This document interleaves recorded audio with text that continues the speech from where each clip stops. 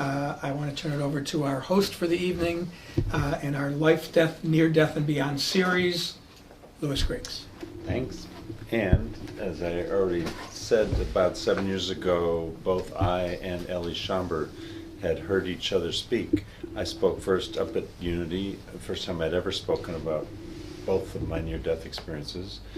And then Ellie was in the back of the room when I did it, and she came up to me and very quietly said, I had an experience too, you know? And I said, well, tell me. And when she told me, I said, will you be our next speaker? Mm-hmm.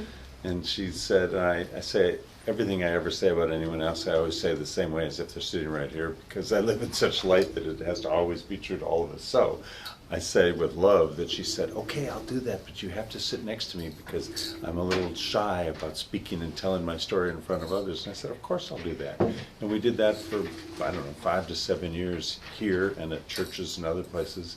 And she got more and more confident to be able to do it without needing me. And when I finally got that, I said, guess what? You don't need me anymore. You just can do it yourself. And at the same time, Lori, who runs this, as you also heard me say, was wanting to go beyond only the near-death experience, whereas Ellie wants to do just the near-death experience. Mm-hmm. And so we said, let's create 2. So we did create 2, one that does only near-death and one that does life, death, near-death, and beyond. And that's what this one is. And so now we're trying to, of course, get both to fill with people. Even though one's there and one's here, it's still an issue of how many people are. So that's what we do. And I can't remember how I heard about Susan, but I think it was after the IONS conference that I went to and was a speaker at. Somebody told me about you, and so I looked you up and went to her and said, can you join us one of these months? And she did, and she is here. So Susan Allison is all yours the rest of the night, and there's only one rule I told her, and that is she has to just do whatever she wants. Do it her way, because the light and the spirit she brings is what we're here for. Thank you. So. Thanks, Louis. I was telling Louis during dinner that before my Bookshop Santa Cruz reading, I did a shamanic journey. I went into trance and said, what can I do that will make it just a great experience for people? And the 2 messages I got, one was, just be yourself and tell the truth. Pretty good advice for our whole life, not just speaking. So that's what I intend to do tonight as well. And thank you so much for having me. Thank you so much for inviting me and finding me, Louis. And so this is the first time I've combined talking about my own near-death experiences, and I've had 3, and talking about my book. Mostly I've been traveling around the state talking about my new book, which is called You Don't Have to Die to Go to Heaven. And I have copies in the back. So I'm going to be combining that for the first time. So it's going to be new for me, new for you, new for all of us. But they're related, and I've learned quite a bit putting this talk together about how they're related, how my own near-death experiences, how that's related to my writing a book about heaven. And so I'm going to start there. I'm going to start back a few years. I won't tell you exactly how many. But it was my 16th summer. I was raised in Southern California, where I went to high school. We all went to 15th Street, Newport. Newport Beach was where we went to the beach. We were 16-year-olds. It's interesting how I remember the day. It was like cloudless, that blue sky, Southern California weather. It was hot, and we all loved the water, and we were body surfers. So my friends were all getting a tan, which we now know is really bad for us. You know, putting baby oil all over yourself and lying on the beach. So they were doing that, and they were talking. And I went in the water by myself because I love the water, and it's warmer down there also than it is up here. I live in Santa Cruz, so the water is much, much colder. So I went in the water, I took a few waves, and I was a little tired, but I didn't listen to my intuition about being tired. And it was bigger sets were coming in, and I must have taken off wrong because suddenly I was pounded to the very bottom of the ocean. I was on the sand. I could not get back up. At first I was fighting it. At first I was kicking, I was thrusting off the bottom, I was struggling. And the water was so heavy. It was like being in a washing machine, I remember, that I was, the more I struggled, the more I was held to the bottom. It felt like a long time that I was down there. And after a while, it was interesting, after a while I just stopped. It was like and I use the word surrender, and I use that a lot in my life. I'm a songwriter. I have a song called I Surrender. It was that surrendering to the moment, surrendering. I didn't think of it then, surrendering to some kind of greater force or surrendering to my fate, whatever, but I surrendered. I just let go. And what happened, and it seems, and I was thinking today, well, this isn't logical, but there was light, and I was underwater, but I still could see, and I was must have been in some kind of altered state because there was light all around me. I felt incredible peace. I felt so relaxed. There was this relaxed feeling of just everything was okay, everything was fine. I was fine. And I don't know how long that lasted, but I was in this, it felt like I was in a bubble, and we've all seen movies about fairies, and there are these iridescent bubbles. It felt like I was in this iridescent bubble, and I heard, today I was thinking, was it music?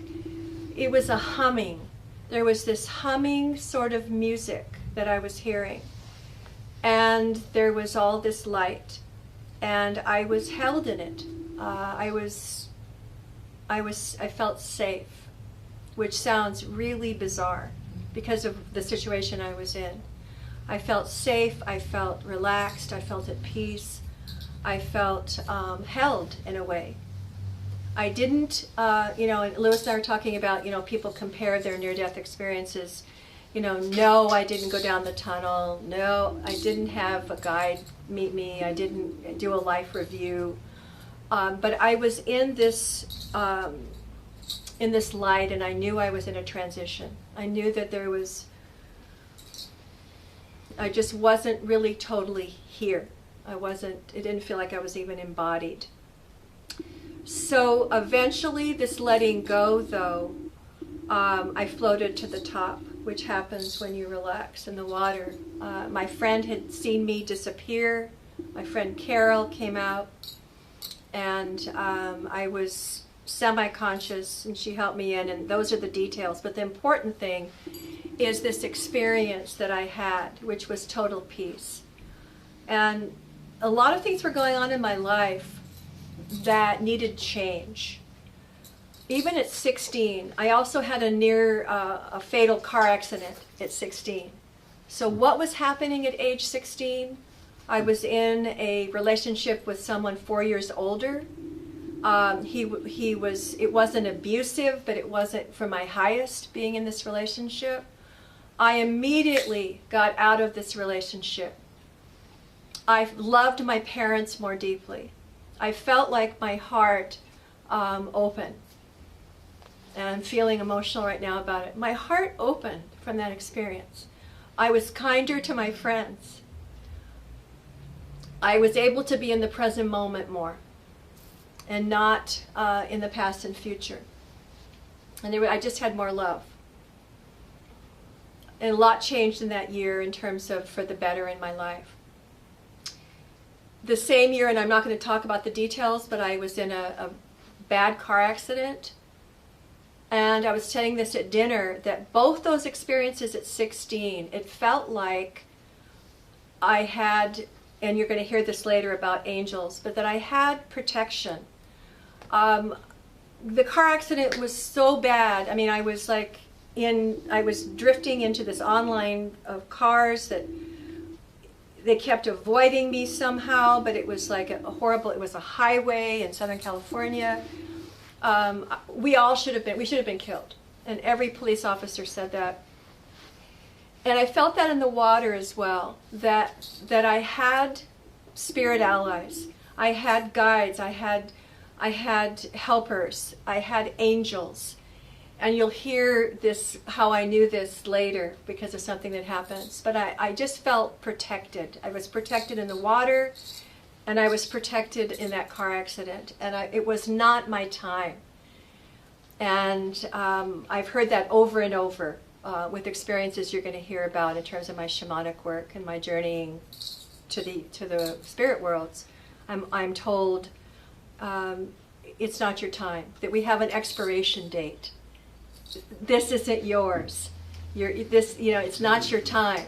It wasn't my time at 16. When I became an adult, I had another near-death experience where my appendix ruptured.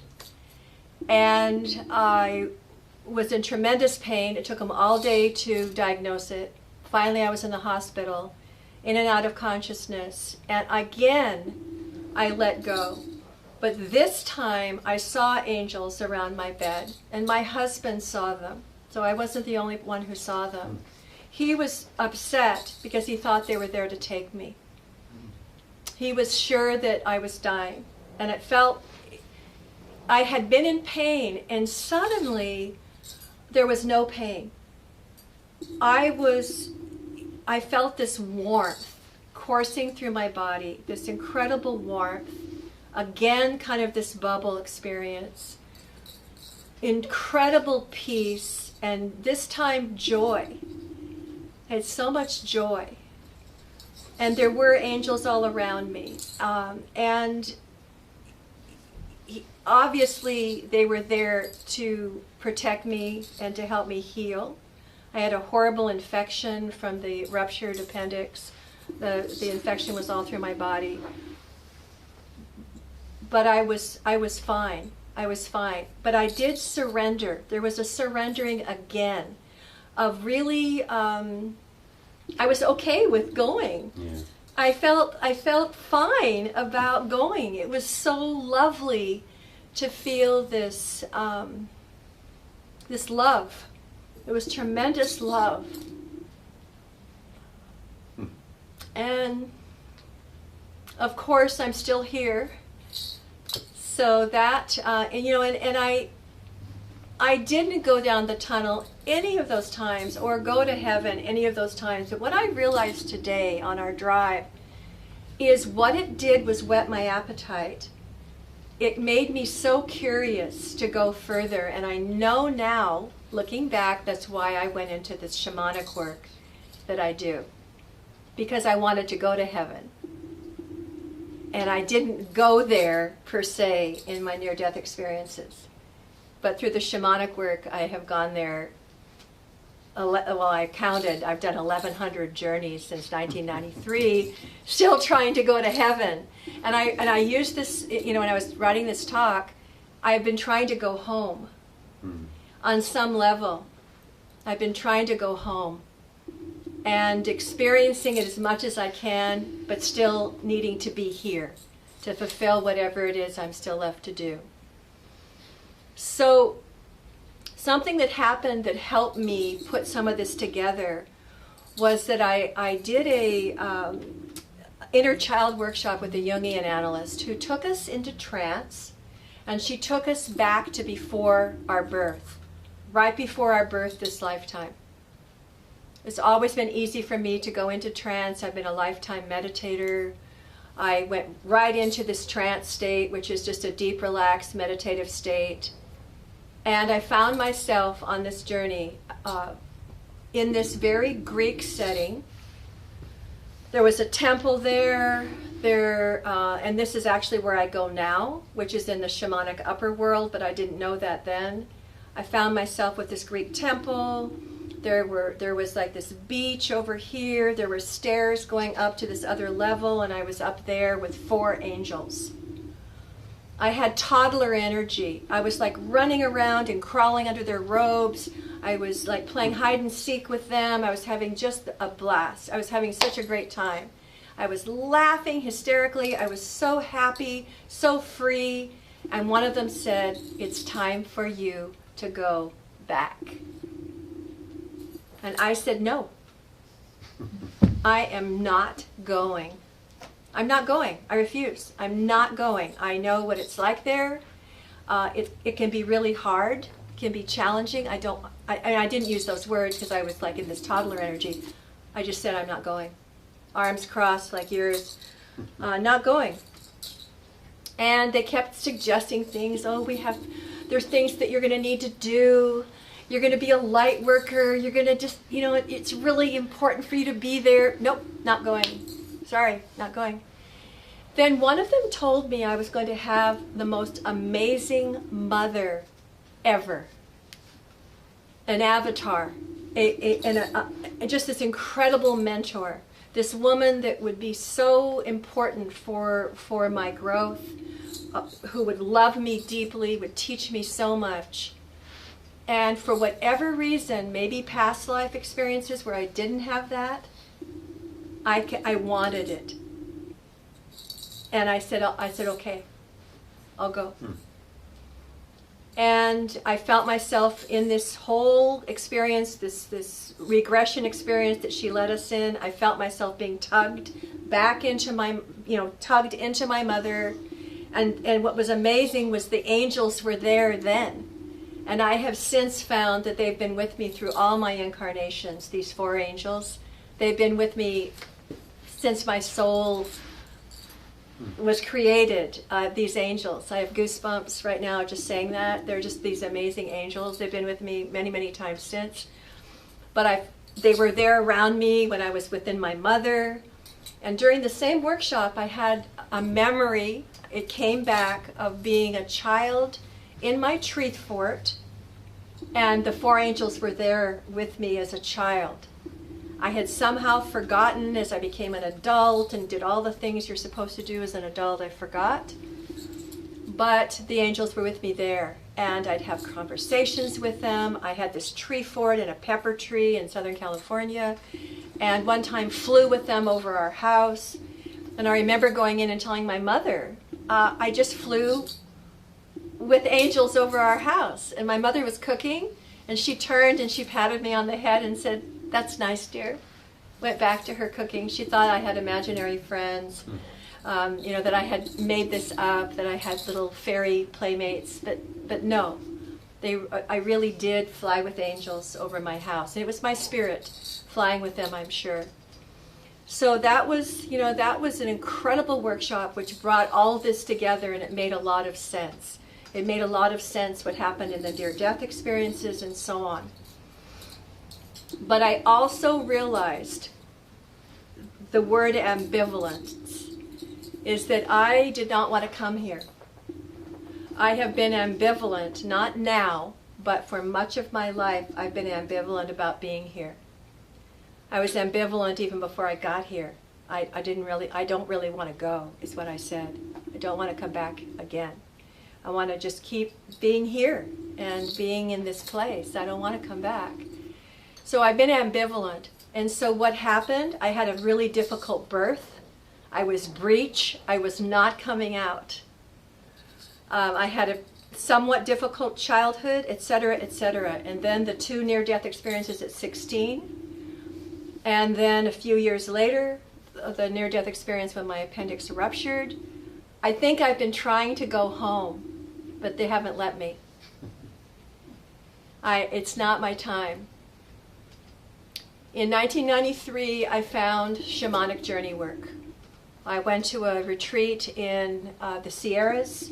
There were 9 women, and it was amazing. It was Michael Harner's work, taught through the woman who was leading the workshop. She'd been a Michael Harner student.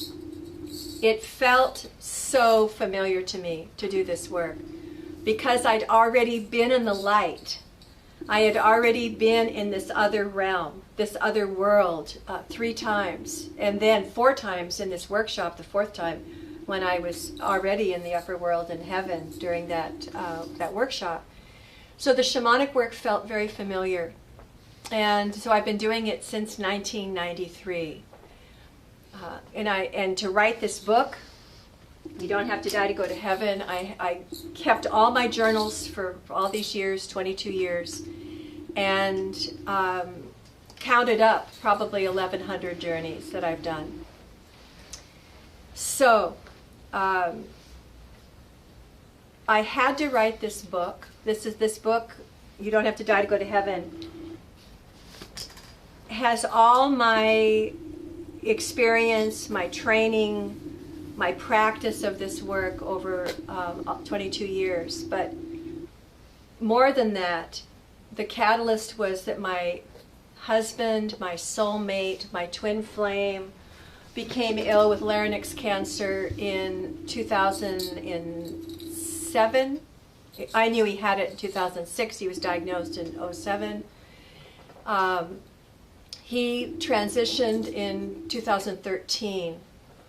I was doing shamanic work during all this time. I was getting a lot of information about his illness and what would work, and I was using my ability to do that to help him. And when he transitioned, I was so bereft. It was like losing a part of my body when he passed. I wanted to be with him so badly. I journeyed every day. I journeyed every day to be with him, to find him. Well, at first, I wasn't finding him because he was still here. We were talking about this at dinner, that beings, sometimes when they first transition, they're right here. I felt him in my body. And I only know one other person who's described this, a woman that's a colleague of mine on the East Coast. I felt him in my body. I felt my kundalini was pulsing. I wasn't sleeping at all. His spirit had joined with mine. Is all I can say. It was a spiritual, mental, and an incredibly physical experience where I felt him here, felt him in me, in my body. He wasn't ready to leave, really. He had a great life. He was a professional surfer in his life. He was an acclaimed author. He had the love of his life. He had, 4 beautiful children.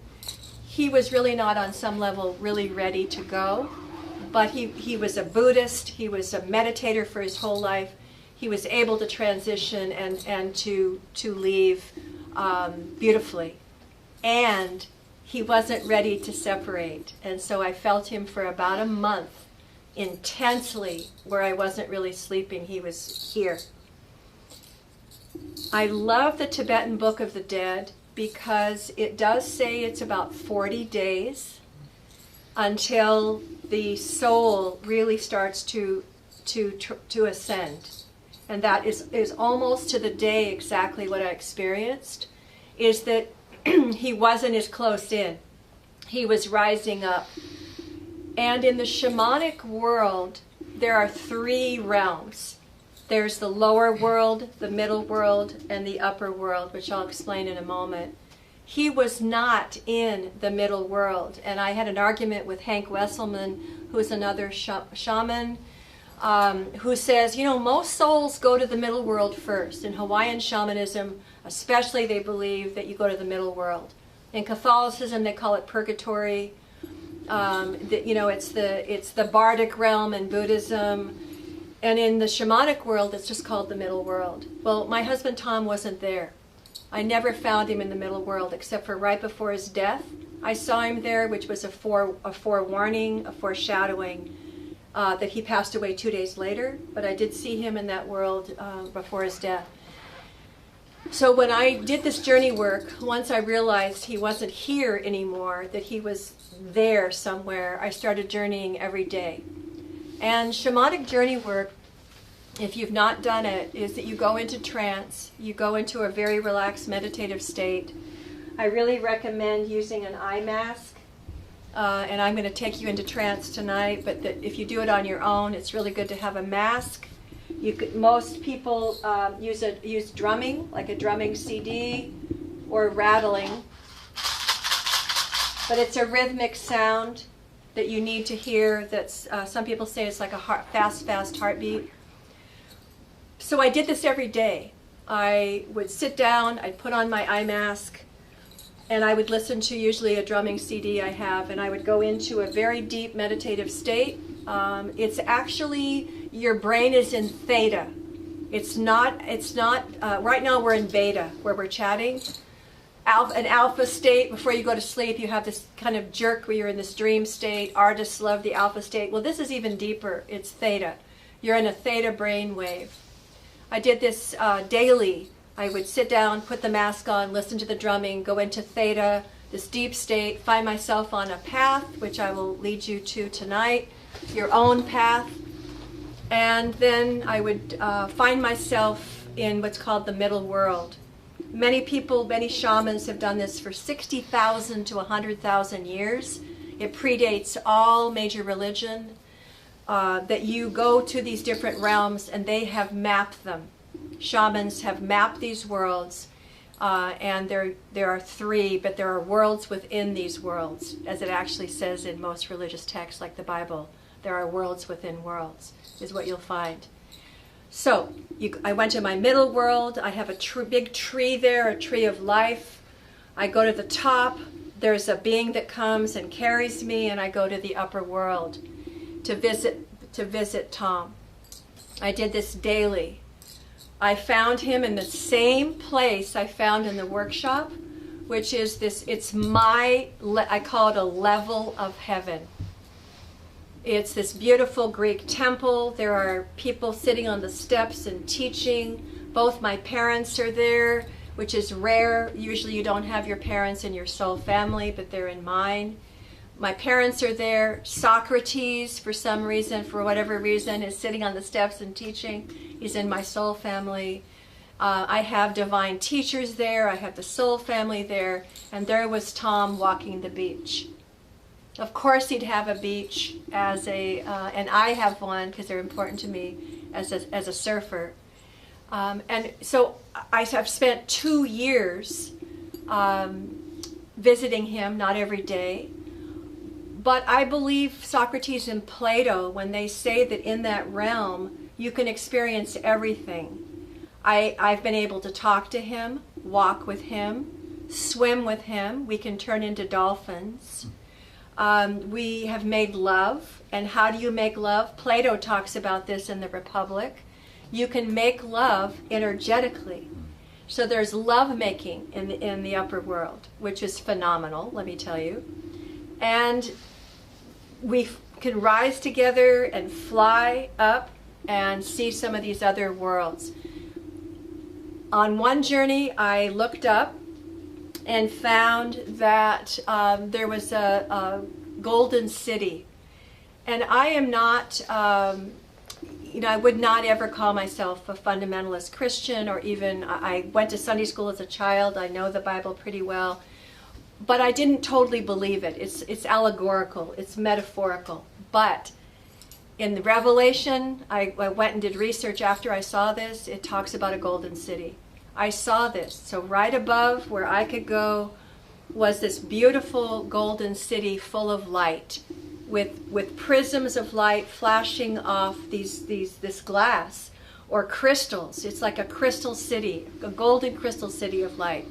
I can't go there. I'm still embodied, but I saw it. It was amazing. There are other places up in the upper world I can go.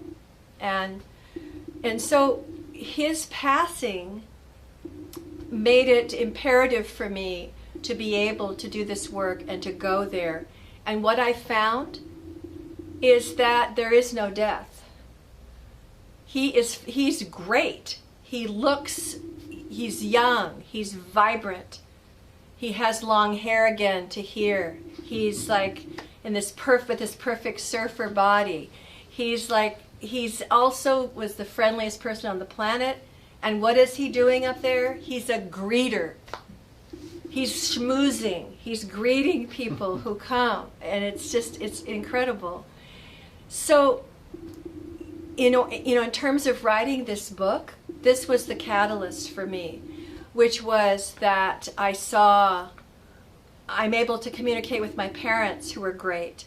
My husband is immortal. And I knew that I'm immortal, and I believe we all are. Do I want to be here now? Yes. Yes, I do. I feel that I've been told so many times. The latest was by Gandhi. I have these wonderful, wonderful teachers. And Gandhi has only come to me once, but Gandhi said to me, "We do not need you here. We need you there. Please do the rest of your work. Do what your soul's purpose is. It's really important that you complete your mission." And so I stopped saying that. I stopped trying to go there. It's not my time. And they kept saying that to me. It's not your time, it's not your time, it's not your time. Please go and do your work, which is now what I'm doing. I'm feeling much more at peace about it. My relationship with my husband has changed. He is now, there's this deep friendship that always was there. He's more of a guardian and a guide for me now, rather than a lover, rather than that energy. It's changed. It's different. But it's beautiful. It's really incredible that we have that connection always. Someone asked me, I did a book signing in Monterey. Someone said, "Well, what if you've been married more than once?" And you go there, like, who are you with? It was such a funny question. Everybody, Eartha was there. Everybody was laughing. What happens if you've been married more than one time? There is no competition. There is no separation. There's only love. There's only oneness. There's only unity. There's only inclusion. There's none of those emotions that we would think of here. That there would be, who would you be with? Well, everyone, because the energy, the energy is about oneness. It's about everyone. It's about love. You feel tremendous, tremendous love when you're there. So that's a bit about my personal story, and I'd like to talk to you more about the shamanic process, because I'm going to take you into a trance tonight. And how many of you have done a shamanic journey before? So 3 of you. What was that experience like for you? It's usually medicine induced. Okay, see that we were talking about that at dinner. I have like Alberto Villoldo is a friend of mine, and he has done ayahuasca many times. Ayahuasca. Some people have done peyote, or they've done other things in terms of medicine induced shamanic journeys. What I have found is the drumming does it for me. I love it. Live drumming especially, I feel it in my body, like in my solar plexus and in my heart. And so I will do live drumming for you tonight. And so the whole definition, probably I'll just define it for you, even though 3 of you have done it. A shamanic journey is a meditative state. You're in theta. You go deeply into this meditative state. You're in your subconscious mind. You are not in your conscious mind. You're in your subconscious. And I do believe your spirit is traveling, that there is a spirit travel that's happening. And people will say, well, you're making it up. Aren't you just making this up? But you can't make up some of the things that happen. An example is I have clients all over the world. I was on the phone for 2 hours with one today. She gets on her path. She's walking into her garden space in her middle world. And there's a squirrel there with its face looking at her, and it wants her to carry it through so she has a squirrel she's carrying, and the journey went on that way. I mean, it was whimsical, it was incredible. She found herself jumping off she was in a boat and she jumped off a cliff, and they had a parachute, and she's in a river, and then Jesus is lying on the bank like this and waiting for her to come to the shore. You can't make this up. I have a friend who does shamanic work. She has an elevator that takes her between the worlds. So you're not in your linear conscious mind where you're really thinking hard about having a squirrel, or you're thinking hard about creating an elevator. It just doesn't work. In fact, it blocks the whole thing. So you're not in your conscious mind. And the whole purpose of doing this work, what's the purpose? Well, in terms of why I have written this book, is to help people no longer fear death, to know where your loved ones are, and they're absolutely fine, your departed loved ones. And it's to go now and have this experience, meet with allies, teachers, guides, departed loved ones, ancestors, and bring back the information now to change your life today. So my belief is you don't have to have a near-death experience or literally die to be able to have these experiences. You can do it through shamanic journey work. Bring back the information to change your life, as opposed to waiting. And one reason that I titled it this is I was in a colleague's office, and this was a few years ago, we had read Proof of Heaven, Eben Alexander's book. And I said to her, doesn't everybody know you don't have to die to go to heaven?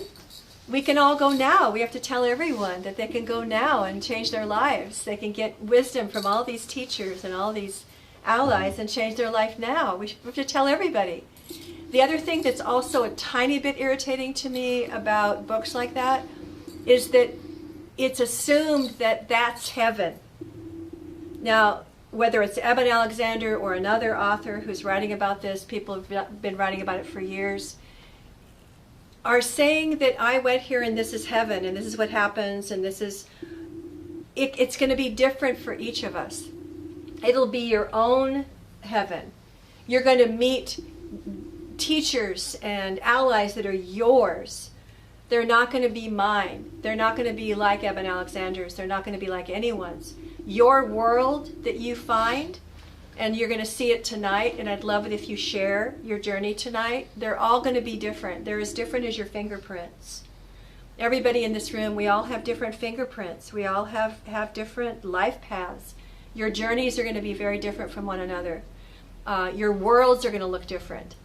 Your heaven is not going to look like anybody else's. It's going to be yours. And the teachers that come to you, I have found that they're assigned, that many, many of these beings are assigned to you. So, yeah, so that's, that's something that I've learned over the years. Any questions so far about what I've been talking about? I wanted just to tell a little bit about the worlds. Yeah. Well, I was just to comment on the Greek temple is something that seems to turn up in many near-death experiences, and in Michael Newton's work, which you probably I have read all of it. That a lot of people from Western cultures that they will be in the presence of this same sort of archetypal. The archetypes can be similar. It might be a palace, it might be a temple, it might be a castle. In some of the upper world journeys I've done, I find a castle. It's in the garden image for a lot of people in the middle world, but I try not to say garden because I don't have a garden in mine. And other people don't either, but it is a natural world. I would say that 90% of people find some natural world in that middle world. The same with the lower world. It's a very, very primeval, raw, natural world. But you're right. Mine is a Greek temple, and other people also have it. Yes, like Michael Newton. But what happens there is different. You're going to meet beings that are for you. They're assigned to you. You have angels that are meant to share wisdom with you about your life, and it's not going to be like anybody else's in this room. So the worlds, we're going to do a journey tonight to the middle world. But the lower world, I just will mention that these worlds have been mapped by shamans, as I said, for 60,000 to 100,000 years. The lower world is raw nature. It's not to be confused with hell or the Bardic realms. It's not hell. But I've had several interviewers on the East Coast who asked me if I found hell. And I said, no, I didn't find anything like hell. But you also invite in only beings that love you. And you invite in this beautiful experience in beings that are very much there for your highest. You don't, because people have been afraid before, and they'll say to me, you know, what if an evil spirit comes? Or what if I find myself in hell? Well, in 23 years, that's never, ever, ever happened to me, and it doesn't happen to anybody that I train. And a lot of it is because you set the intention to invite in only beings that love you. And you always say that. So the lower world is a world of animals. And indigenous peoples have been doing this for centuries, where you go and you find an animal helper. Or I originally found 4. I had an eagle, a bear, and a cougar, and an owl. 4 of them, and they sat in the 4 directions around me. And animal helpers are amazing because they teach us about what to let go of in our characters, our character defects. The lower world is a lot about sloughing off what no longer serves you. And your animal teacher, your animal helper will help with that, which I still have Eagle with me, and he has become my teacher, my Eagle. This is chapter 2 of my book, and one reason I think it's important to go to the lower world and have an animal helper is that they can help carry you to the upper world. So for instance, I go to a tree, and an eagle will come, or a swan. I get on their back, and I travel to the upper world on the eagle's back. So it's all, obviously you're in trance when you're doing this. You're not obviously literally doing it. Size does not matter. The front cover of my book has a butterfly because I have a journey in the book where I'm on a butterfly's back. And it doesn't matter because you're magic in these realms. You magically can be on a butterfly. You could be on anything, a beetle. And I have a whole chapter called Upward Travel that teaches you about the different ways to travel upward. And sometimes it's on flying beings, sometimes once a taxi came. You know, it's the spirit world's very, very whimsical. And spirits have a sense of humor. So I had a taxi come once. I've had different things come. So, yeah. Question. Where do you sort of put the boundary between dreams and the dream experience and the kind of conscious journeying you do? Mm-hmm. I'm not sure there is a really hard boundary. But there's is something that we're all familiar with right. and have experienced. Right. And so much of the character of the other worlds. Right. So. I think it depends on the kind of dreamer you are. I have had a much richer experience doing shamanic work than in my dreams. My dreams are often so allegorical. My dreams are, I interpret them and there's metaphor in them, but there feels to me that the shamanic work is more detailed. If you're very visionary, you're going to see more. You're going to take your body with you, for instance, and all your senses are engaged. And so to me, it's been kind of richer, more detailed. There's still metaphor. Every single thing has a symbolic meaning, like in dreams. But it's just been fleshed out more for me in terms of the shamanic work, if that makes sense. It's more detailed. It's richer. It's the only way I can describe it. So getting an animal helper in the lower world. The middle world is more like the dreamscape. It's more like a dream in the middle world. It's the closest to this world. Be the lower middle astral planes in the western. Exactly. And the middle world is where you can invite in departed loved ones. And sometimes, according to Hank Wesselman, they're there for up to 100 years. So my grandmother, for instance, I was going to read a passage. I never had met her, and suddenly she showed up. So in the middle world, he believes that you meet more of your departed loved ones in the middle world than you do the upper world. But I have found both. It's like, for instance, my husband was never in the middle world. And this is the middle world.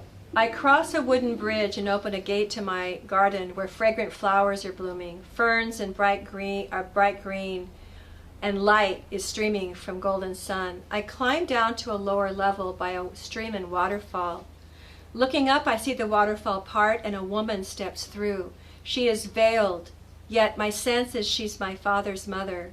I never met my grandmother Sarah, who died before I was born, but she walks over and sits next to me. She throws off her veil, and her long auburn hair falls in curls down her back. I notice her beautiful long fingers and white hands as she reaches for mine. I feel an immediate connection, realizing how alike we are and how grateful I am to finally meet her. So you never know sometimes who will show up. And in this case, my grandmother came and was my teacher for many years until she finally left. People have asked me, why do people leave if you have teachers and you have allies that show up in your worlds, and then suddenly they're not there? My feeling is she ascended, she went up higher, and also I think her work was done with me. I think she taught me everything she could, and it was time for her to move on. There was another, here, this is really, really great. This is another thing that happened in the middle world. So the middle world, you'll have departed loved ones. You'll have guides, teachers, and there's a difference, which if you want to know, I can explain. You can have ancestors show up in your middle world.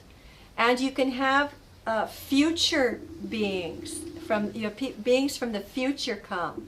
I had one being come who's from the future. To teach me. And Hank Wesselman writes about that a lot. Some of his future, in his trilogy, he talks about future beings that come and teach us. Because there is no linear time in these worlds. I see my grandmother sitting on the bench next to a river, and next to her is a man with shoulder-length gray hair, brown skin, and when he turned to the side, I see he's Asian. The two of them are talking in hushed tones and laughing occasionally. I say hello, and he very humbly greets me with a nodded head but no words. Looking more closely, I notice he's wearing a robe of green and blue silk. I have no idea who he is. And so I ask, who are you and why are you in my garden? He says softly and sweetly, my name is Lao Su, and I am your gardener. I found out that, yes, he's my gardener, but he was pruning me. I am the one he was pruning. I'm the one that he was changing. I'm the one that he was teaching and asking me to let go of things that no longer served me, to be the highest being I could be. And so it was very, very sweet. I then did a lot of research on Lao Tzu, and I won't go into it, but I love this work because something will happen in your journey. You won't even understand exactly who the person is. And then you do research and you find out, wow. It's like I found out an ancestor came to me and she told me her name was Mainana. And she told me she was Tongan. I immediately thought about the island. No, because then she was very, very dark ebony skinned. She had ivory on her. She was from South Africa, and her language was Tongan. But then I wondered about Mainana, and I did research. It's a Hindi name, and I found out that 400,000 people from India went to this specific place in Africa, where she was from. So it just takes your breath away, because you have these journeys, and then you do research later, and at first I'm doubting it. Like, no, she must be from the island, she's Tongan, from the island. No. She told me where she was from. She was from South Africa, and sure enough. I mean, isn't that interesting? I think it's so fascinating. Another time, I had a Native American gentleman who told me he was a Pawnee chief. He had a mohawk right down the center of his head. And I argued with him in the journey and said, you must be Mohawk. He said, no, I am not. I did research and found out that the chiefs, and in that lineage of the chief, that's how they wore their hair. It's very humbling. Very humbling. I don't do that. I don't argue very much anymore, because I'm always wrong. And I do the research and find out that sure enough, I have to believe that this is who they are, and it's true every time. Almost seems to me that in looked at in a certain way, there are actually fewer differences between our embodied experience and experiences on the quote other side. It's just that the proportions are different. I mean, we think that there's an objective world here. I know what my objective world looks like. I'm not sure yours looks the same way. No. We can agree there's a chair here, but you might not perceive it any way that I perceive it. And yet also, but there are agreements. On the other side, you find that the form of experience may be personal and subjective, but there are also objective connections here that Yes. you're just describing Yes. that seem to ground or provide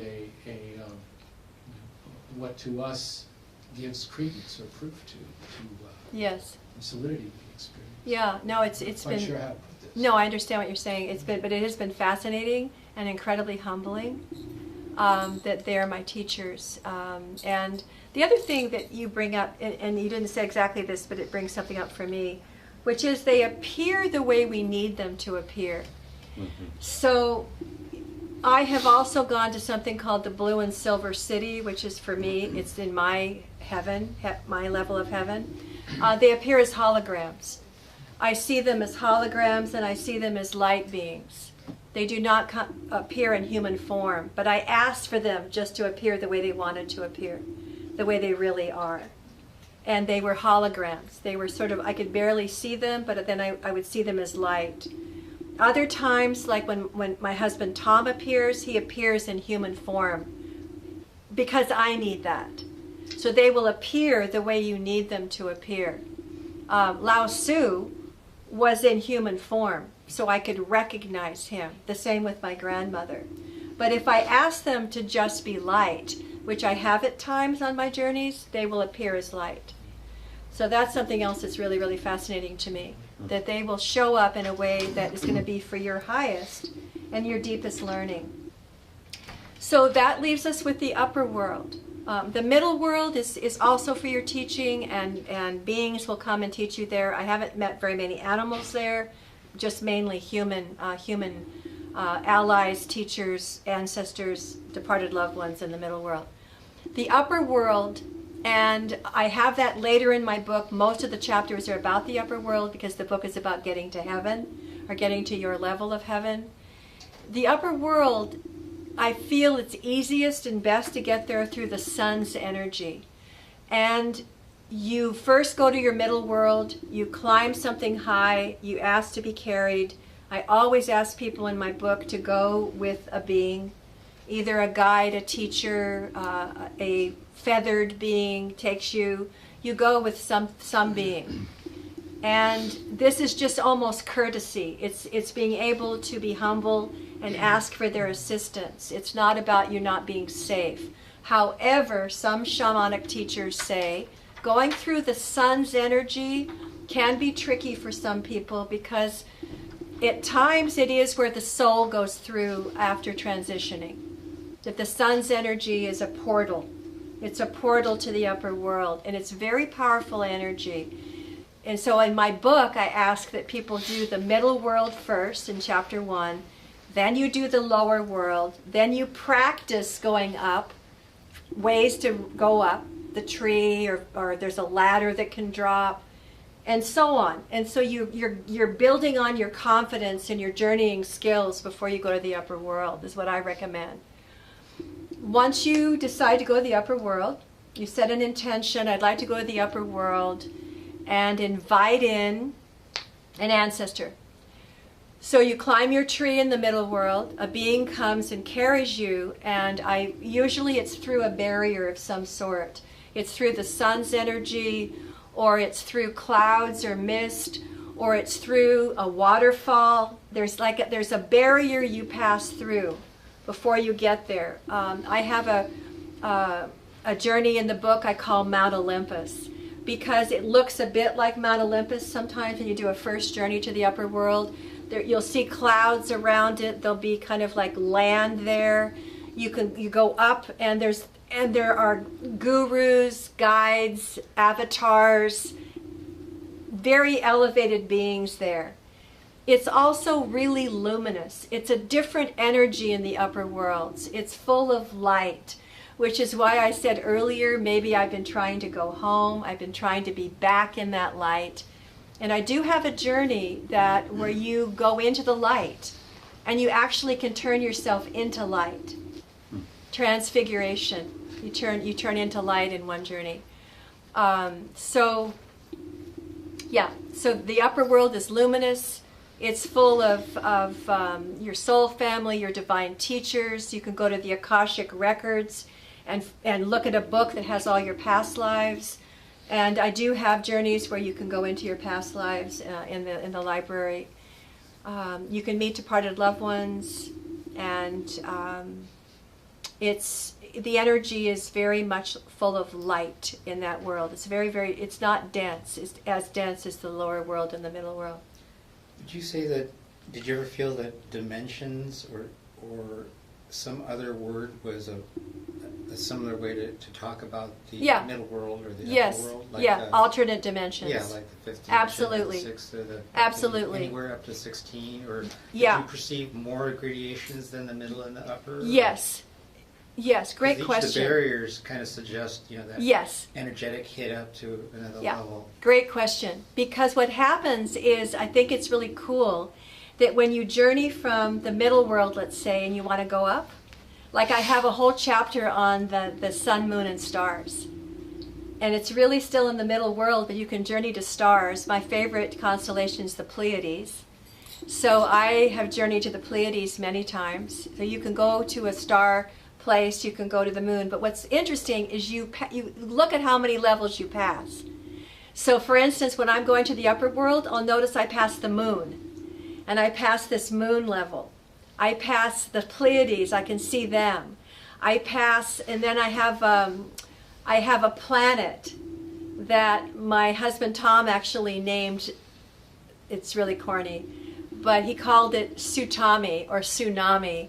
But, after us, and he made this whole planet, this imaginary planet, and created a house there, and we can go and be there together. It's very cool. And then there's there's kind of a place up there that has this Russian temple palace thing. You can tell by the Byzantine design, and I can go in there, and there are invisible beings that wait on me, and so it's really cool. But you're right. See, there's all these, it's not just 3 worlds. What I said earlier is there are worlds within the worlds. Mm-hmm.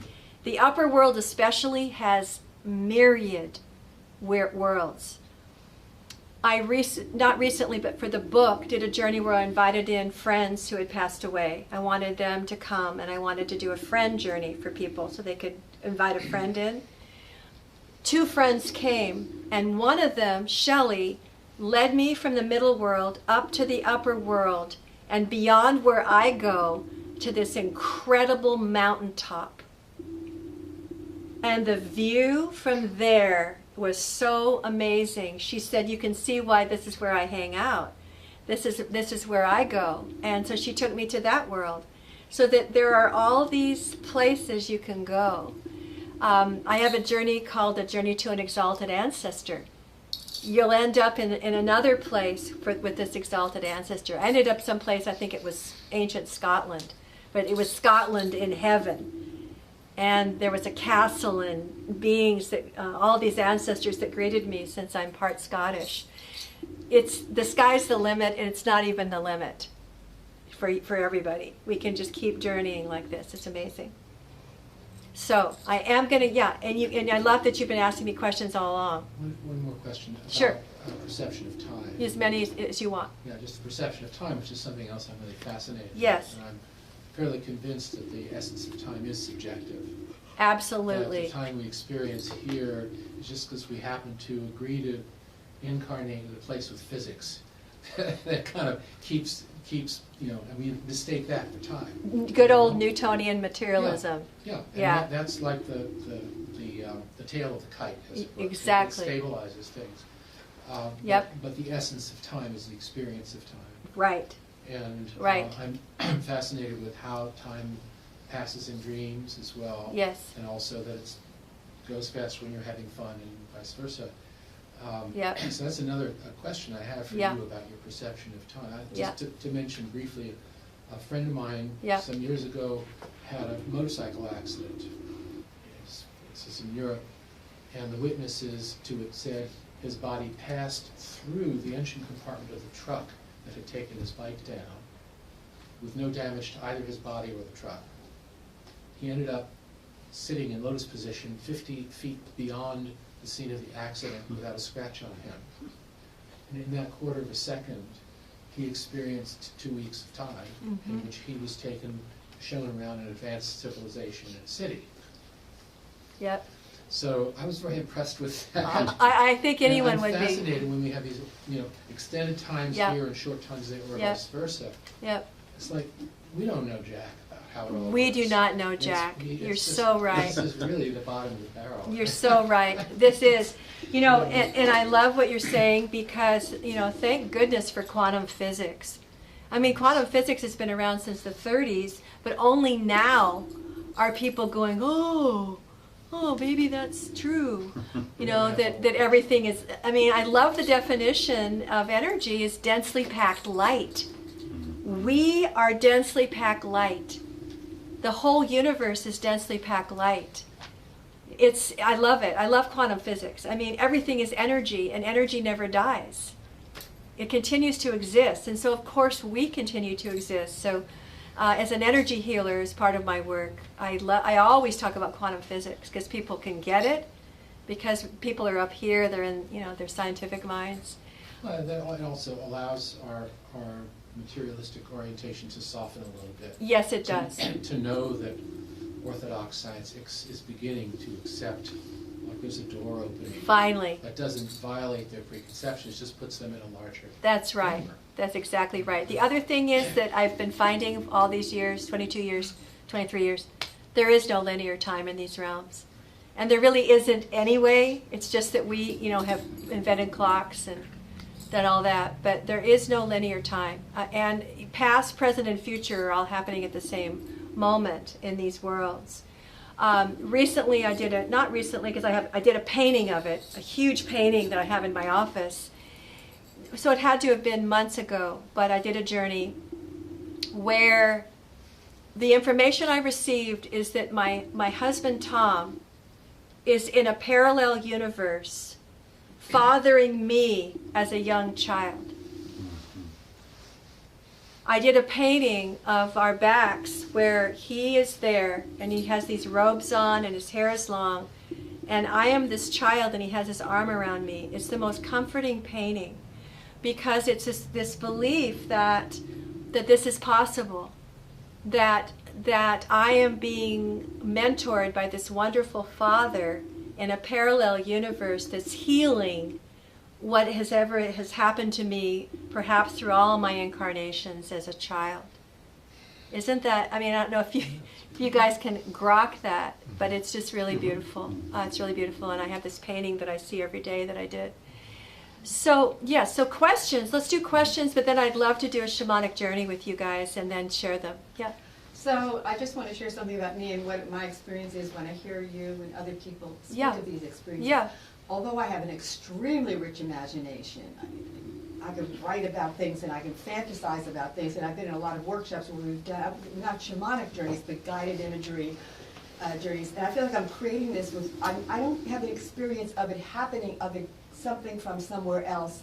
So even though I may have spirit guides in the workshop, I then feel very alone and disconnected. So I don't have a lot of experiences, embodied experiences of this feeling that there's something beyond the hard, cold reality of life. I'd like to believe it in something. I don't experience it as such, even though my imagination can create all kinds of things. That's right. Yeah. But what I'd love to invite you to do tonight is to get out of here, because the shamanic work that's the richest, I think, for us is when we can move out of our head and not think it, and let our senses, and I'm going to use language like that, I'm going to guide you in first with my voice and then start drumming, that you allow, and I often use with clients the phrase, let's just see what happens next. So you're just letting it unfold. Did any of you see Robin Williams' movie, What Dreams May Come? Many Yes. times. Many times too. Remember when he's stepping and it's paint? I love that scene because as he steps, it just unfolds in front of him, doesn't it? And that is how the shamanic work is. That you just trust, you use your senses. So you are, in fact, there's a wonderful person who does something called embodied shamanism. You are embodied when you do it. You're using all your senses. So you're using your sight, your hearing, your sense of touch. So you are on a path, you can feel it underneath your feet, you might be barefoot, is to try to stay in that, in the sense of what modality works the best for you. Are you visual? Auditory. Same here. Really auditory. Same here. So what I'll ask you to do tonight, what is your name? Bonnie. Bonnie, what I'll ask you to do is to listen for sounds. You're on your path, you listen for sounds. Maybe there's parrots, who knows? I recently had this buzzing, like this dragonfly whirring. I could hear it, because I'm also mainly auditory, but I can see more the more work I've done like this. So I'll ask you to be in your hearing, and for you to hear things around you. And then maybe tactile, like feel the path beneath your feet. The more you can stay in your senses, you're going to get out of here. Because that's what's messing you up, is being in your cognitive mind, which can imagine, but that's not what this is about. This is about trusting that it's just going to unfold. Okay? So, any other questions? Yeah. When you mentioned the parallel worlds, Yeah. when we talked about certain other shamanic traditions, the ayahuasqueras in that tradition would say, those you kill come back to be your children. And I was just thinking about how you're karmically involved with your husband, and there's a different learning lesson that you that the universe is creating for you. Yeah, there's a whole other thing happening. That's right. It's very true. I'm going to actually, I have free drumming on my website. So I'm going to give my cards to you, and you can go onto it and download it. It's about 24 minutes of drumming. You can do it as an MP3, or you can just listen right there, depending on what you want. Yeah, and so I'm going to put one on her chair.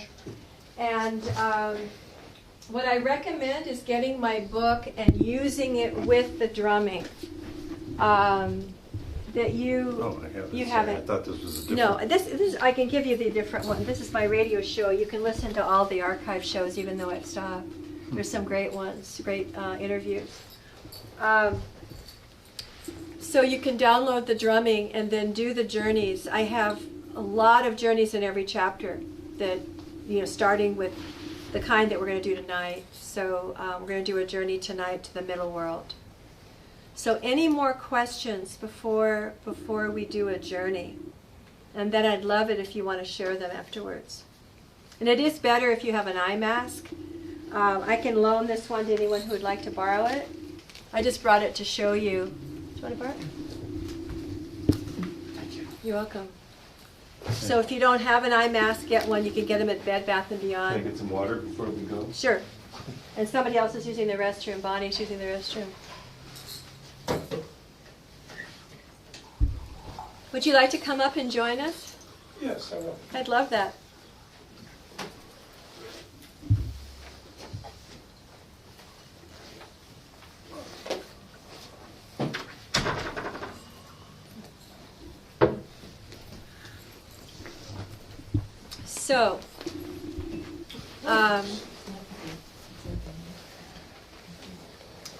So I recommend when you do this at home that obviously you turn off all your electronics.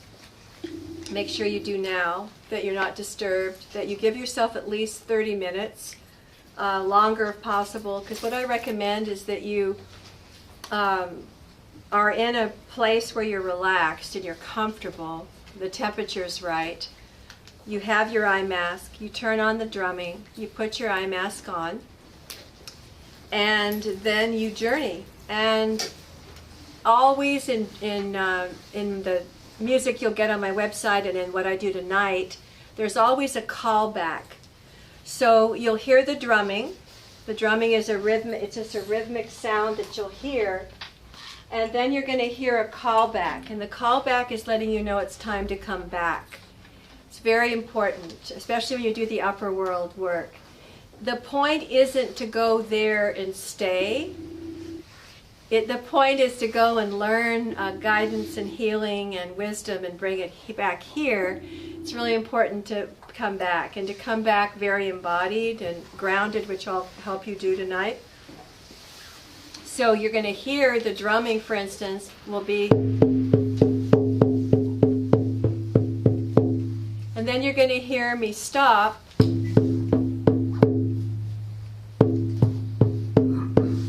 Then you're going to hear really fast drumming. It means it's time to come back. And so what you do is, wherever you are, I always suggest you thank the beings that you've been with. You thank nature. You say your farewells, say that you'll be back, hopefully, and then find yourself back on your path, right back to where you started, is how you do it. And so after tonight, you should be able to do this on your own with my book and with the drumming music from my website. So the other thing I'd like you to notice, and some of you are already halfway gone, is that everything has a spirit. That everything can commune with you, but you won't see their mouths move. You will hear the messages in your head. So for instance, if you go to your middle world and you find an incredibly gorgeous tree, or you find a body of water, or you find a fairy being, or you find a man or woman sitting there like I did with my grandmother, they will be able to commune with you, but it's telepathically in a way. You'll hear their messages in your head. You can ask them questions about your life, but they'll never tell you what to do, but they will share aphorisms. They will share wisdom with you. They will tell you always, you're doing we love you, you're doing great, you are on the right path. They'll tell you things, but they will never tell you exactly what to do. They'll encourage you to follow your heart, follow your intuition, and so on. I also recommend, although we can't tonight, I recommend that you write in a journal and write all your journeys down. As soon as you have journeyed, you write it down so that you can remember every single detail. And also to notice metaphors. So for instance, if you have weeds everywhere, that might say something about what's going on in your life, which I've had in my journeys before. I've also had tiny, tiny Zen gardens that were really perfectionistic and tight and dark. My life was like that right then. And I had to expand my life and change it. So every single thing that you see in your journey is a metaphor for your life now. And it's trying to tell you something about perhaps changing something in your life. Okay? Any questions at all before we start? So our intention is, I'm going to take you to your path. I'm going to start drumming softly, but I'm going to use my voice at first just to get you on your path. Once you're on your path, I'm going to suggest that you find your sacred place in the middle world. It's your personal place of power in the middle world, and that you invite in beings that love you. That's all we're going to do tonight. Alive beings or beings that have passed? You won't. You only say, I invite in beings that love me, and whoever shows up, or whatever, an animal companion could come. Someone you've never met could come, or you could have just nature itself that speaks to you. All right, so let's try not to conceive of what's going to happen before we start, because I'll keep saying, let's just see what happens next. All right, so I'm going to start lightly, and I'd love you to take a breath, just to breathe in some energy, some life force, taking a breath in and letting it out. And just breathing in some trust in the process, and breathing out any doubt, breathing out anything that no longer serves you. Just let it go. And I'm going to start drumming softly and use my voice to have you find yourself on a path.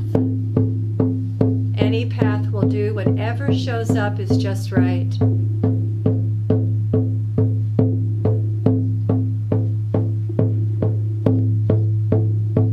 Use all your senses. Your sight, your hearing, your sense of touch. Just to notice the temperature, perhaps the season. Just to look around and notice where you are.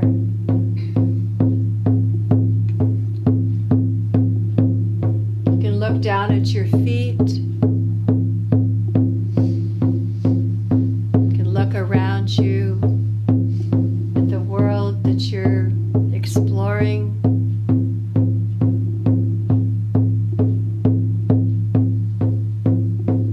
And just breathe it all in.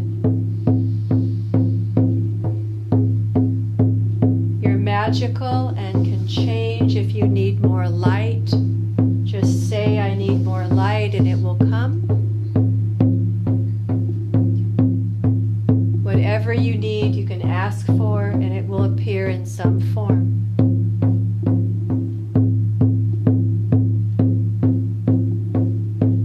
Your intention is to go to your sacred place in the natural world, your personal place of power.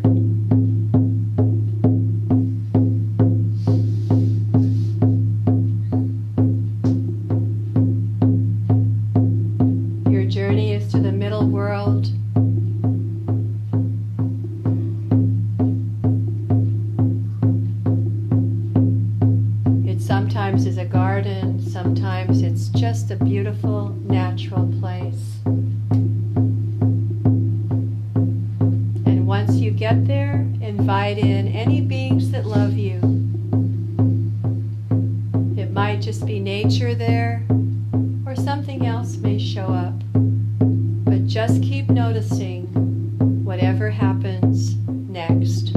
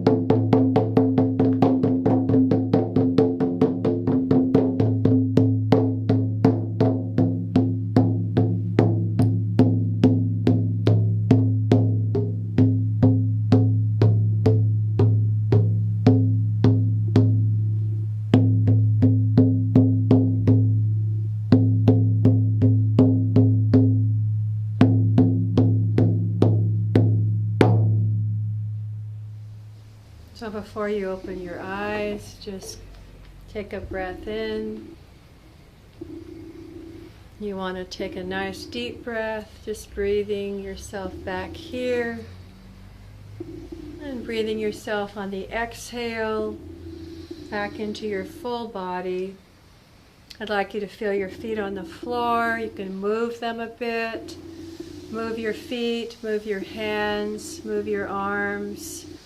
I'd like you to stretch. Feel yourself on the chair.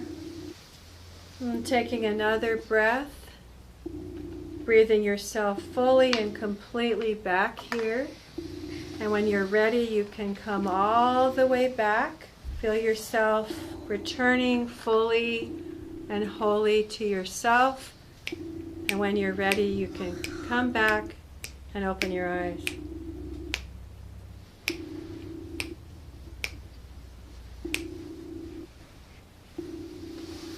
Just take your time. If it's hard for you to come back fully, take another breath. Just breathe yourself here. You're welcome. Feel the chair beneath you. Move if you need to.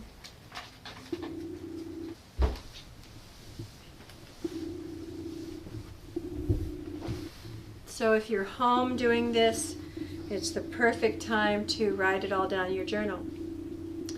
And then take a look at any metaphors, anything you want to research, anything that came up that applies to your life now that you'd like to look at.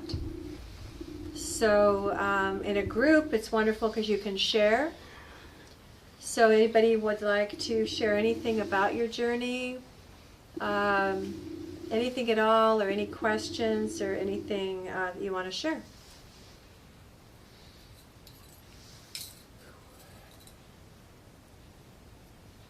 Yeah. A number of years ago in a workshop, we were asked to create a place of rest that we could go to, which I did. And over the years, I've been kind of building it out. Mm-hmm. And it's very coherent and consistent. And I've inhabited this place many times. I've got it in great detail. And just now I explored part of it I'd never been to. Wonderful. Can you tell us a bit about it? Oh, wow. I have to draw you a picture. Just a little bit. It's a home that's sort of built into the side of a mountain on a sort of terraced area, sort of between two hills, overlooking the sea on one side, overlooking a valley on the other. And for the first time I climbed the other hill and looked out over the sea and saw it in a way I'd never seen it before. Nice. And realized that I had no idea whether this place was attached to a mainland or whether it was an island unto itself. And all I could see was sort of a foggy area that didn't allow me to see that. So it was like, it was a self-contained world, but I'm still not sure what's out there. Mm-hmm. Anyway, I was alone, and it's a place I go alone. Mm-hmm. And so I didn't feel any presences. But I also suddenly found myself in the apartment of my late partner Jane, who died in 2007. And that's where we lived for 11 years. And I was there in seeing with a degree of detail of actually being there, which is amazing. Mm-hmm. I've been in touch with her in various ways, and one of them was just in the past few weeks. She was not present in this experience, but it was almost like I was kind of wondering, am I being given this as a kind of a framework for a possible visit of a more explicit nature at some point? So it's something like it was setting it up. Possibly. Mm-hmm. It was quite amazing. And emotional when you went there. Emotional. I really hear that in your voice. How special. How special. Yeah, she's was contacted by a medium in Poland a few weeks ago. It came back to me through a translator, mutual friend. About 3-4 years after she died, she sort of came to say goodbye one day, one evening. I had this feeling of her presence that was just amazing. And then, boom, she was gone. A friend of mine who was a psychic told me the next thing. He says, oh, I feel Jane just went up to a higher level. Yes, that's why you were nodding when I said that. Yeah. So, and she's been there since then, except recently I've been getting a couple of communications that suggest that she's in a place that's very natural. She loved nature. And is in a place where she's both engaged in a lot of reading and writing. She's an amazing writer. But also is in like a small town with horses and other animals present. And in this communication to the Polish medium, she says, Dan, do you remember the waterfall? And that just blew me away. And it what? Yeah. It blew me away because it was the first place she ever took me after that. One and only waterfall we'd ever been to. So Cascade Falls near Mill Valley. And that just touched me so deep. Of course it did. Yeah. And taking me there was her communication about architecture with nature. Absolutely. Which was really profound. You're so welcome. Could I add something? I would invite you to go to the apartment again.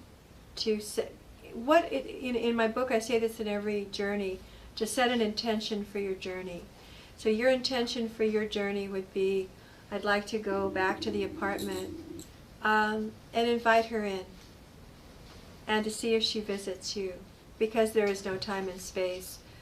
It's like Jesus visits me. It doesn't mean I'm special. His spirit could be in all places at once. There's no time constraints when you're a spirit. So she could visit if she wishes, and you could get your intuition. It might be an upper world journey since she has moved up. You could do an upper world journey, which is later in my book, but to do an upper world journey and see if you could invite her in there. Maybe you could go to that beautiful place where she is now. That'd be great. Or she could come to your world when you get up there. It's really wonderful. I'd also invite you to, if it feels right, to explore that foggy area. And also to look for any metaphors in your life. Are there any kind of foggy parts of your life where you can't quite see what's next? Yeah, I was sort of at a choice point in my life. Yes, so I thought. The first image that came to me was of being, when you provided the guidance of a path, I'm in a path and there's a fork of the path. That's right. So yep. This is very helpful to me. Good, because the fog and some other things that I heard, that's what I thought. Yeah. So I would do definitely some journaling. Every detail is important in a shamanic journey. Every blade of grass, everything is important. And there are no bad journeys. And it's very important not to compare our journeys to other people's. I once was in a cave to get to my lower world, and I never got out. I was in the cave the whole time. And at first I was really disgruntled. Oh, I'm in a cave. Oh, great. Then I started looking around, and there were jewels. And I started going, I could float up and look at all these jewels, and each of them had a message. Every journey can teach you something, every single one. And often it'll teach us humility. There's some lesson we need in our journeys too. Something that we're being taught in each journey. Anybody else want to share about what happened? Any part of it? Bonnie, how was it? Well, it was very interesting and sort of surprising because the people that came toward me were not people I would have ever imagined or expected. I mean, they were part of my past, but they were people I was completely estranged and cut off from. My entire family, I basically feel like an orphan alone, and all these, my parents and all these relatives that I barely knew, who passed away when I was quite young, they all were moving toward me. It seems like a very strange thing. I don't even fantasize about something. Of course like you that. wouldn't. That's why the shamanic work, you can't make it up. Yeah. It's the last thing that you would think would happen, but there was a reason that they came. Yeah, and I got it. I was thinking that, you know, I didn't feel any deep emotional love connection with any of them. And then the experience I had there was I was cutting off my own love from them. They were radiating love for me, and I couldn't let it in, and I was the one who was cutting it off. But it was there, Wow. it was available Wow. to me. So What a huge realization. yeah, I really wow. I mean, Wow. I have been cutting it off. Yeah, And then there's an opportunity to do what? heal. Yeah, to heal, let it go. Yeah. And to open it up. Open it up, yeah. And then what was really sweet was my partner, the man I'm involved with now, I was asking for some guidance, and he suddenly appeared. And I got the depth, and he's almost had a shamanic personality to him. He's very deeply intuitive, and he's an empath. And he tuned in, and he said, I'm here with you, and I totally support you in your journey. I felt the depth of his love, giving me the courage to be more open with these people who I had pushed away most of my life. Wow. So that was kind of a really sweet lesson, sweet connection to have in that. That you have that support right here. Yeah. It's really beautiful. Yeah, and the other part of it was a little weird. I don't quite know what it was. There was an animal. It was a large bear. Yep. It sort of looked like a grizzly bear, but he seemed just very friendly. Yep. And he came over to me, and he poked his nose in my ear. I have no idea what he was saying to me. I don't know, but I enjoyed him. It was tickling, and it was sweet. So Very sweet. A very sweet bear, yeah. If you don't have Ted Andrews' book, Animals Speak, I recommend that everyone get it. You get it on Amazon used. It's often kind of expensive, but it's one of my shamanic Bibles. And look up bear. Ah. There's a reason bear has come to you. Bear might be one of your animal helpers from now on. It can become a teacher. For someone who really doubted she could do this, what do you guys think of her journey? She had a Care Bear show up. That's nice. She had a Care Bear. She had all of her relatives come with love. I think it's really beautiful. And I honor you for letting go of that. I It can't. sure wasn't anything I would have fantasized in my mind. No, because you see what you did is I encouraged you and you got out of your head. Yeah. That's how you do this work, is you get out of your head. Barbara DeAngelis once said to me, you have to move the 18 inches from your head to your heart, and it's sometimes the longest journey any of us take. I love that, because you have to get out of here and into this part and into your senses, and then the journey just unfolds perfectly and beautifully. Good job. Write about it. Yeah, I will. Good. Anyone else? We still have 10 minutes. I went in and out of connecting with it. And that happens to all of us. Yeah, and I was partly because there are a couple of times when I did find myself in a place or somewhere suddenly, and it felt very visceral. And part of me went, "Oh, this is cool. I'm doing it." And my rational mind kind of, my witness. Yeah. And nobody just came to me. There were a couple beings who, my parents and a friend who just passed, who I called and invited in and spent a little time with. And at one point, I was early on in that path through foliage, and then got to a beach and water, and then I got to, all of a sudden I was sort of like just standing there with waves, powerful waves over me, but not threateningly, not menacingly. No. And then I was flying into so there were little snippets of things that felt very visceral and Yes. very tangible, and it was a good start. It was. Yeah. And one thing that we tend to do, because we're so darn hard on ourselves, is we diminish our journeys, or we say, well, not much happened. Not much happened, I just saw my parents. I just saw a friend who was departed recently.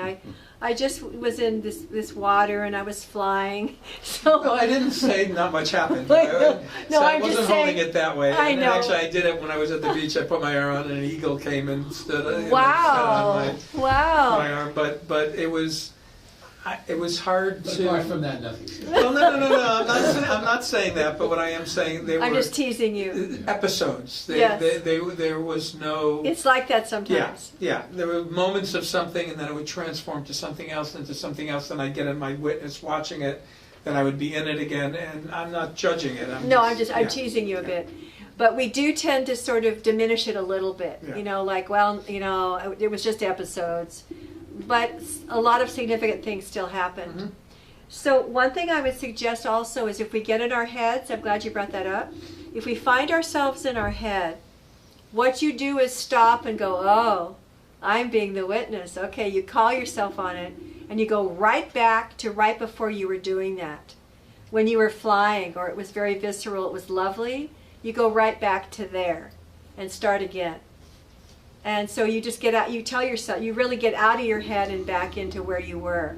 Or if you're on the path and you start thinking, you go back to where you were when you weren't thinking. So that's a good way to get out of that. Yeah. Anybody else want to share? Eartha? It felt like when you're beating the drum, it felt like wings flapping. You know, and I could feel this just pulling me from my back. Did you have wings? Yeah. And I just went straight up, and then I ended up kind of in a meadow where the horse ranch is that I'm at, and my horses were there from my childhood. Oh. And it was just really playful. We were, playing in the grass. And the message that I got was to not be so controlling of everything in my life and trying to figure out what to do next and what to do, and just kind of let that go of trying to control how I think my life should be and let it unfold. Yep. Let it just happen. Yeah. And stay in the present. Yeah. Beautiful. Beautiful.